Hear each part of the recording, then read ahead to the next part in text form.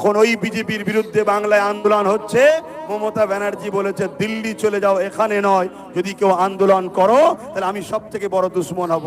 ঠিক ব্যাপারটা কেমন জানেন? বিজেপি মসজিদ ভাঙছে আর আমি বলছি ভাঙা যাবে না, আর মমতা বলছে একে রুখতে যাওয়া যাবে না, রুখলে সব থেকে বড় দুশ্মন আমার হব। তাহলে মমতা কি মসজিদের বন্ধু না দুশ্মন?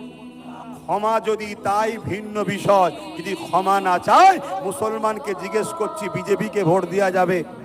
হাত তুলে সাক্ষী দেন। কোন মুসলমানের বেটা দিতে পারে? কোন ইমানদার দিতে পারে? দিলে তার ইমান থাকবে না, আমি ফতোয়া দিয়ে যাচ্ছি।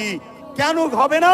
সে দেশের দুশ্মন, ইসলামের দুশ্মন। ঠিক তেমনি টিএমসি যদি ক্ষমা না চাই মমতা এই কথা কোনো বলার দরুন, একেও ভোট দিলে ইমান থাকবে না। বলুন দেওয়া যাবে? দেওয়া যাবে? এইটাই তো আব্বাস সিদ্দিকীর বক্তব্য।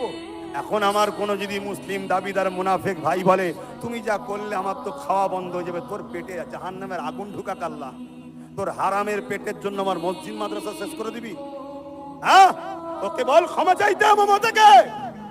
কি ক্ষমা চাওয়া দরকার আছে না? ক্ষমা চাইলে ভিন্ন বিষয়, ক্ষমা না চাওয়া পর্যন্ত কোন মুসলমানের বেটা যদি একে ভোট দেয় ইমান থাকবে না, থাকবে না, থাকবে না। চ্যালেঞ্জ দিয়ে গেলাম। তোমার কাছে প্রশাসনের পাওয়ার, গায়ের জোর দেখানো বিষয়টা আলাদা।